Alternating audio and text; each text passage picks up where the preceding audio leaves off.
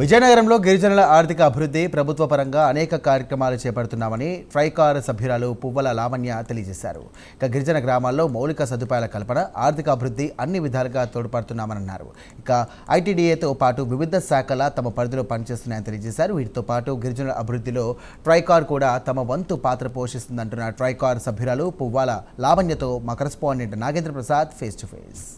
స్వాతంత్రం వచ్చి దశాబ్దాల చరిత్ర గడుస్తున్నప్పటికీ కూడా గిరిజనుల చరిత్రను కనుక మనం పరిశీలించినట్టు ఇంకా అభివృద్ధికి దూరంగా ఉన్నారటువంటి మాట మనకు ఎప్పుడూ వినిపిస్తుంది. అయితే ప్రభుత్వం వారి అభివృద్ధి కోసం, వారి సంక్షేమం కోసం అనేక కార్యక్రమాలు చేపడుతున్న పరిస్థితిని ప్రస్తుతం మనం చూస్తాం. మనం ప్రస్తుతం ట్రైకార్ సభ్యురాలు పువ్వల లావణ్య గారి దగ్గర ఉన్న ఈ ట్రైకార్ సంస్థ ద్వారా గిరిజనులకి ఎటువంటి తోడ్పాటు అందుతుంది, గిరిజనులు లేకపోతే యువత కానీ లేకపోతే వాళ్ళకి ఉపాధి అవకాశాలు ఎలా కల్పిస్తున్నారు అని మనం తెలుసుకునేటువంటి ప్రయత్నం చేద్దాం. నమస్కారం లావణ్య గారు. ప్రధానంగా చూసినట్లయితే మనకి ఎప్పటి నుంచో ఒక 4 గిరిజనులు అంటే అభివృద్ధికి ఆమడ దూరంలో ఉన్నారు అన్నట్టు ప్రధానంగా అసలు ఏ వృత్తి మీద ఎప్పటికీ కొనసాగుతున్నారు? గిరిజనులు ఎప్పుడూ కూడా వాళ్ళు వాళ్ళ యొక్క వృత్తి ఏంటంటే, గిరిజనులు ఎప్పుడు కూడా మారుమూల ప్రాంతాల్లో ఉంటారు. కొండ ప్రాంతాల్లో ఉంటారు గిరిజనులు అనేవాళ్ళు.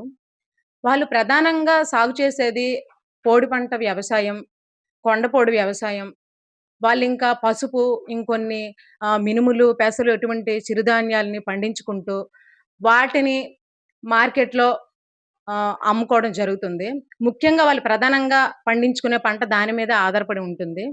మరి ఇంకా ముఖ్యంగా చెప్పాలంటే గిరిజనులనేవాళ్ళు ఎప్పుడూ కూడా ప్లెయిన్‌లో ఉండే గిరిజనులు కొంతవరకు చదువు గాని, ఉద్యోగాల రీత్యా కొంత మేరకు అభివృద్ధి చెందుతున్నారు గానీ, మారుమూల కొండ ప్రాంతాల్లో ఉండే గిరిజనులు మాత్రం కొంతవరకు అభివృద్ధికి దూరంగానే ఉన్నారని చెప్పుకోవాలి.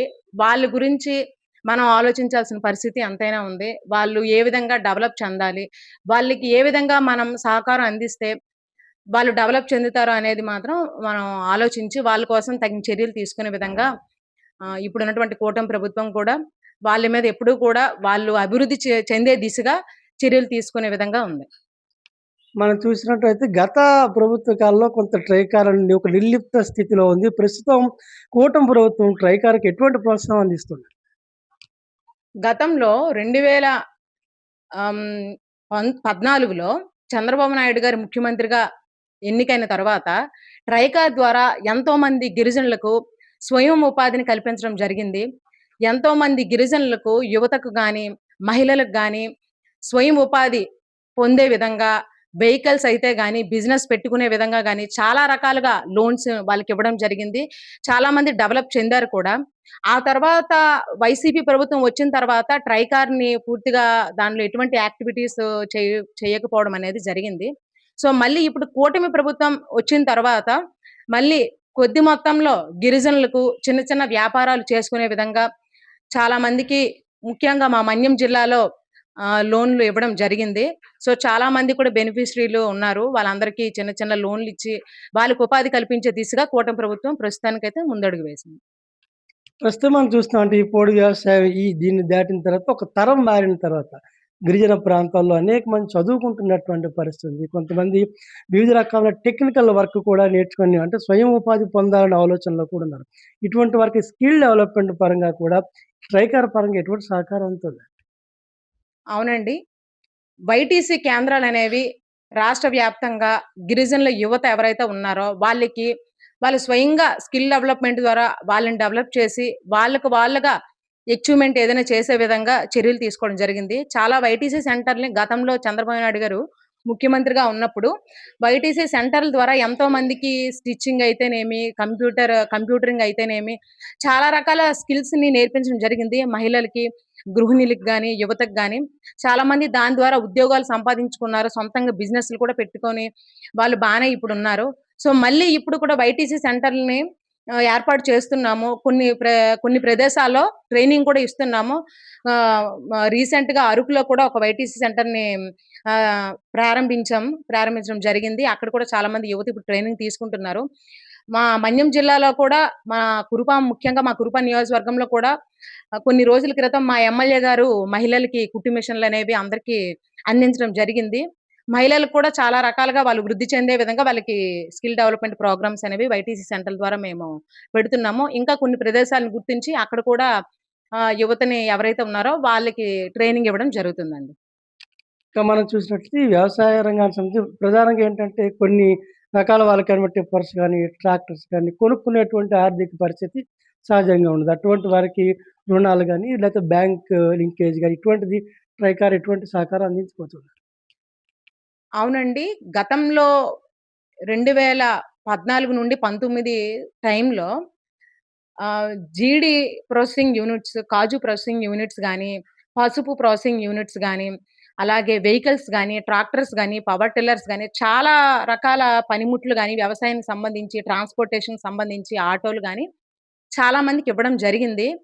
సో, ఇప్పుడు తర్వాత దాన్ని ట్రైకర్ యాక్టివిటీ లేకపోవడం చేత దాన్ని కనుమరుగు చేశారు. మళ్ళీ ఇప్పుడు కూటమి ప్రభుత్వం వచ్చిన తర్వాత ట్రైకార్ కార్పొరేషన్ అనేది ఒకటి ఏర్పాటు చేసి, చైర్మన్‌ని నియమించి, డైరెక్టర్స్‌గా మమ్మల్ని పెట్టి, ఆ కార్పొరేషన్‌ని మళ్ళీ యాక్టివ్ చేసి దాన్ని నడిపించడం జరుగుతుంది. ఇప్పుడైతే మాత్రం ప్రస్తుతానికి చిన్న చిన్న బిజినెస్ చేసుకునే విధంగా లైక్ ఫోటో స్టూడియోస్ గానీ, లేదా జెరాక్స్ మిషన్స్ గానీ, లేదా ఆటో రిపేరింగ్ సెంటర్స్ గానీ, మహిళలు కుట్టు మిషన్ పెట్టుకునే స్టిచ్చింగ్ మిషన్స్ పెట్టుకునే షాప్ గానీ, జ్యూస్ సెంటర్స్ గానీ, ఇట్లాంటివి బ్రిక్ మేకింగ్ గానీ, ఇట్లాంటి చిన్న చిన్న బిజినెస్ ద్వారా చిన్న చిన్న ఇప్పుడు టిఫిన్ షాప్స్ గానీ, ఇలా చిన్న చిన్నవి పెట్టుకునే విధంగా ఇప్పుడు లోన్స్ ఇచ్చాము మా మన్యం జిల్లాలో. మొత్తం చెప్పాలంటే 400 సుమారు 77 దగ్గర బెనిఫిషరీస్‌ని మనం పార్వతీపురం మన్యం జిల్లాలో అందించడం జరిగింది. సో, వాళ్ళందరూ కూడా ప్రస్తుతానికి ఈ లోన్‌లు ప్రాసెసింగ్‌లో ఉన్నారు. సో, ఏంటంటే ముఖ్యంగా మేము ఈ ట్రైకారు అనేది వెలుగుతో అనుసంధానం చేయడం జరిగింది. అయితే రూ. 10,000 బెనిఫిషరీ కాంట్రిబ్యూషన్ కట్టవలసుంటుంది. రూ. 40,000 మంత్లీ బెనిఫిషరీ ఎంత కట్టగలరో అంత కట్టుకోవాలి. రూ. 50,000 మాత్రం పూర్తిగా సబ్సిడీ రూపంలో మా ట్రైకార్ కార్పొరేషన్ ద్వారా ప్రభుత్వం నుండి సహాయం మేరకు మేము ట్రైకార్ కార్పొరేషన్ ద్వారా రూ. 50,000 పూర్తి సబ్సిడీ కింద ఈ బెనిఫిషరీలకి మేము ఇవ్వడం జరుగుతుందండి. మరి అదే విధంగా మీరేవైతే ఈ పవర్ టిల్లర్స్, ట్రాక్టర్స్, వెహికల్స్ అని అడిగారో అవైతే మాత్రం కొంచెం రెండో విడతలో వాటి గురించి ఎలా ఇవ్వాలి? ఏంటి? ఎంతమంది బెనిఫిషరీస్ ఉండొచ్చు? దాని గురించి చర్చించి ముఖ్యమంత్రి గారు ఆహ్, హ్మ్, దాని మీద చర్చ జరిపి చేయాల్సిన అవసరం ఉందండి. దాని మీద ఇంకా చర్చలు జరుగుతున్నాయి. ప్రధానంగా చూసినట్లయితే మీరు రోజు ప్రతినిత్యం కూడా గిరిజనుల వాళ్ళ క్షేత్రస్థాయిలో తిరుగుతూ ఉంటారు. ఒక ట్రైకార్ సభ్యురాలుగా మీకు అవకాశం మీకు ముఖ్యమంత్రి గారు ప్రభుత్వం తరపున కల్పించడం పట్ల మీరెలా ఫీల్ అవుతున్నారు? ముందుగా చెప్పాలంటే నేను మన రాష్ట్ర ముఖ్యమంత్రి అయినటువంటి చంద్రబాబు నాయుడు గారికి, లోకేష్ గారికి జన్మజన్మలు రుణపడి ఉంటానండి. ఎందుకంటే ఎక్కడో ఒక గిరిజనరాలుగా ఉన్న నన్ను గుర్తించి ఈ ట్రైకార్ కార్పొరేషన్‌లో ఒక స్టేట్ డైరెక్టర్‌గా నాకు ఇంత పదవిని నేను ఇదే మొదటి పదవి చేయడం, పార్టీ కోసం తిరగడం, పార్టీ కోసం పని చేయడం తప్ప ఇంకొకటి నాకు తెలీదండి. సో, న్య నేనింత పీజీ చేసిన, పోస్ట్ గ్రాడ్యుయేట్ చేసినా సరే పార్టీ మీద అభిమానంతో మా గిరిజనులకి ఏదైనా చెయ్యాలని నేను ముందుకొచ్చి పార్టీ తరపున గిరిజనులకు సేవ చేశాను. సో, దానికి అనుగుణంగా నన్ను గుర్తించి నాకీ పదవినిచ్చారు. ముఖ్యంగా మా నియోజకవర్గం శాసనసభ్యులు, మా ప్రభుత్వ విప్పు అయినటువంటి మా ఎమ్మెల్యే గారు తోయక జగదీశ్వరి గారు కూడా మాకు ఎంతో సహకారంగా అంటే మా గిరిజనురాలు, మా కుటుంబ సభ్యురాల్లాగా ఉంటారు. ఆవిడ సహాయ సహకారాలు మాకెప్పుడూ అందుతూ ఉంటాయి. ఆవిడ సహాయం కూడా ఇందులో ఎంతో ఉంది. ఆవిడకి కూడా నేను ధన్యవాదాలు తెలియజేసుకుంటున్నాను. నేను ఎంతో సంతోషంగా ఫీల్ అవుతున్నానండి. ఎందుకంటే ఒక గిరిజనురాలుగా ఉంటూ, ముఖ్యంగా గిరిజన నియోజకవర్గానికి ఒక స్టేట్ డైరెక్టర్‌గా ఉంటూ, మా గిరిజనులకు ఏదైనా నా తరపున సేవ చేసుకునే అవకాశం నాకు ఈ పదవి ద్వారా దక్కింది. మరింత నాకు సేవ చేసే అవకాశాన్ని కల్పిస్తారని నేను కోరుకుంటున్నానండి. ఈ అవకాశం ఇచ్చినందుకు చాలా ధన్యవాదాలండి ప్రైమ్ నైన్ ఛానల్‌కి. నమస్కారం.